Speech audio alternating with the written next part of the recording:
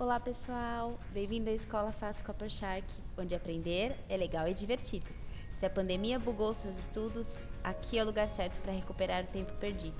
Então, inscreva-se no canal, ative o sininho e deixe um like neste vídeo. Tudo bem? Prontos para aprender? Então, vamos lá! Na questão 39, ele fala assim: na antiguidade, o desenvolvimento de povoações, aldeias e cidades que se utilizaram dos rios para sua constituição gerou sociedades mais complexas em diversas regiões do mundo, como o Oriente Médio, a Ásia e a África. Nessas sociedades, a vida coletiva era marcada pelo trabalho que modificava a natureza e estabelecia divisões de tarefas entre os seres humanos. Nelas, o trabalho coletivo de irrigação era necessário para controlar as cheias dos rios e para cultivar as terras de suas margens. Então vamos lá. O texto se refere às chamadas sociedades. Então, antes de ir para o texto mesmo, eu queria só retomar com vocês dois momentos, né, históricos que às vezes passa batido, vocês aprendem lá no sexto ano, acabou de chegar no sexto ano, tá com aquela coisa, nossa, tudo fundo de dois agora, e aí não tá nem aí prestando atenção em história. Isso passa rápido, correndo, e a gente acaba deixando algumas características por aí. Então, a gente tem o Paleolítico e o Neolítico como dois momentos da pré-história, da chamada pré-história humana. Então, o que significa isso? O Paleolítico, ele tem algumas características, mas o principal de todas é a presença do nomadismo. Então, o que acontece? Existia uma comunidade, e aí essa comunidade bem pequena, sei lá, uma tribo de no máximo 10 pessoas, então aquela família de 10 pessoas chegava num lugar. Aí nesse lugar eles caçavam, eles pescavam, eles pegavam alimentos que eles conseguiam, frutos e tudo mais. Acabavam os recursos, eles se mudavam para outro lugar que tivesse mais recursos e que eles pudessem sobreviver. Então, nomadismo significa que ele não se fixava num lugar apenas. Eles tinham que alternar para poder conseguir o que eles precisavam para sobreviver. Então, as principais atividades desenvolvidas nessa época eram a caça, a pesca e a coleta. Coleta de frutos, folhas e tudo mais. Nesse momento, a gente vai ter uma manipulação bem primitiva dos metais. Por quê? Esses metais aqui, eles vão ser o que eles encontravam. Então, eles pegavam pedaços de pedra que tivessem um pouquinho mais, digamos assim, pontuda, e usava isso para tentar matar o animal. Muitas vezes eles morriam, né? Porque eles iam ter que competir com um animal que tinha muito mais força que eles, sem ter a maquinaria, digamos assim, as ferramentas adequadas para isso. Então, nesse momento aqui do Paleolítico, a gente vai ter pequenas tribos e uma manipulação bem primitiva ainda dos metais, tá? Já no Neolítico, a gente vai ter a fixação das populações em um local bem definido. E isso é classificado como Revolução Neolítica. Então, se em algum momento da vida vocês ouvirem Revolução Neolítica, é a primeira grande revolução da humanidade, porque ela foi a responsável por fazer os seres humanos deixarem de ser nômades e passarem a ser sedentários ou fixos em um determinado lugar. E o que proporcionou essa Revolução Neolítica? Duas atividades: a agricultura e a pecuária. Então, quando o ser humano começou a manipular o fogo de uma maneira mais elaborada e a cozinhar os alimentos, isso impactou no seu desenvolvimento cognitivo, e ele começou a manipular algumas plantas para cultivá-las.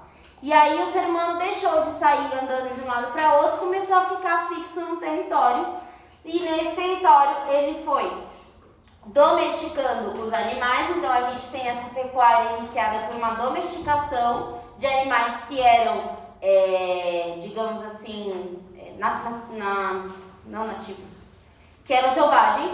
Então, quando a gente pensa, eu não sei se vocês já assistiram um desenho que chama Os Croods. Nos Croods tem lá um bicho, né? Parece um gato, um dente de sabre, sei lá eu o que é aquele negócio, que de início parece ser do mal, mas aí lá o pai da tribo, ele consegue salvar o animalzinho de não morrer, e aí o animal se torna fiel a ele. Vocês lembram dessa parte?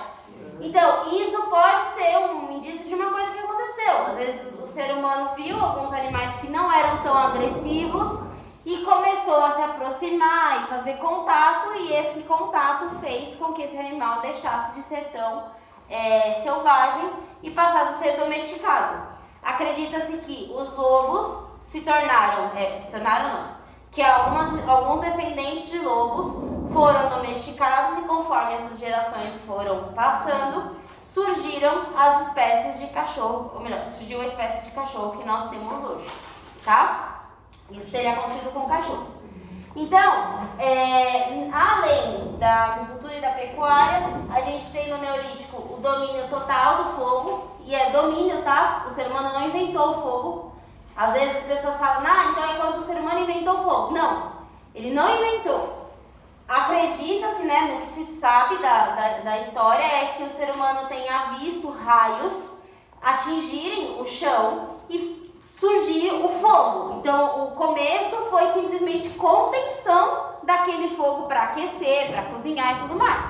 Conforme foi se desenvolvendo o intelecto, ou seja, o cérebro foi se desenvolvendo, esses seres humanos começaram a fazer a tritar duas pedras e perceber que esse atrito de duas pedras poderia gerar uma faísca que depois se tornava fogo, tá? Então, é o domínio do fogo, e aí com o domínio do fogo tem-se a construção de ferramentas mais elaboradas, porque quando você consegue controlar um lugar com o fogo, você pode aproximar aquelas pedras, aqueles calcários, aqueles metais, e ir manipulando para que ele ficasse mais pontudo. Então aqui a gente vai ter construção de lanças, de arco e flecha e tudo mais, tá bom? E a gente tem também no Neolítico, com a Revolução Neolítica e a fixação das populações, além do crescimento das populações, a gente tem o surgimento das primeiras aldeias e das primeiras cidades, tá? Então é no Neolítico que começa a surgir aí as cidades. Claro que não é nada como é hoje, uma cidade daquela época não era nada como é hoje, mas ela já tinha um grande aglomerado de pessoas, divisão do trabalho, então o que cada um ia fazer, não tinha dinheiro ainda, né, para pagar, então as pessoas se dividiam, eu sou bom em pescar, então eu vou lá e eu pesco para todo mundo. Eu sou bom em cuidar das crianças, então eu vou lá e cuido das crianças de todo mundo, de todas as famílias. Então não se tinha um trabalho como no sentido que a gente tem hoje, mas existia sim uma divisão de tarefas, tá bom? Beleza, então o texto falou muito de rios, né? Falou de irrigação, falou de rios e tudo mais. Quando a gente pensa na letra A, que ele fala de sociedades feudais, sociedade feudal a gente está pensando na Idade Média. Na Idade Média, você já vai ter a fixação de povos que já possuíam um pouco mais de tecnologia do que essas civilizações fluviais, que a gente chama, né, de rios, baseada em rios. Então, não é a letra A. Eu já falei a resposta, né, a letra B, fluviais. Sempre que vocês virem rio, é fluvial. Se você vir chuva, aí é pluvial. São dois termos de geografia. Chuva, só chuva tem a ver com pluvial, enquanto que rio tem a ver com fluvial. Na letra C, nômades tem a ver com a pré-história, né, o paleolítico. Letra D, patriarcais. Primeiro que não foi mencionado no texto, tá? Mas a maior parte das sociedades, elas tinham o patriarcado como fundação. O que é o patriarcado? Vem de patriarca, de homem. Então, o homem é o líder daquele bando, o homem é o líder da tribo, ou o homem é o líder da comunidade, da civilização lá e tudo mais. Existiam algumas comunidades que eram lideradas por mulheres, mas a maior parte que se tem notícia eram lideradas por homens, tá? E na letra E ele coloca pré-históricas, que é como se fosse um sinônimo de nômades, né, gente? Então não tem muito a ver com fluviais. Tudo bem? Sim? Esse de fluviais, vocês têm que pensar em uma civilização muito característica. O Egito. O Antigo Egito, ele era fluvial. Vocês vão ouvir pro resto da vida. O Egito é uma dádiva do Nilo. O rio Nilo é o rio que possibilitou que a civilização egípcia antiga surgisse e se desenvolvesse. Quando a gente olha a história do Antigo Egito, a gente vê canais de irrigação que hoje são impensados de construir, de tamanha tecnologia. A gente vê as pirâmides, uma tecnologia enorme para construir. Então, quando a gente pensa em civilizações fluviais, ou seja, que são baseadas em rio, tem o Egito e tem a Mesopotâmia, porque a Mesopotâmia é o atual Iraque. Então, onde hoje é o Iraque, é a que era a Mesopotâmia, tá? Então, quando a gente pensa, a Mesopotâmia, ela está entre dois rios, o Tigre e o Eufrates. Então, ela só se desenvolveu porque ela tinha rio.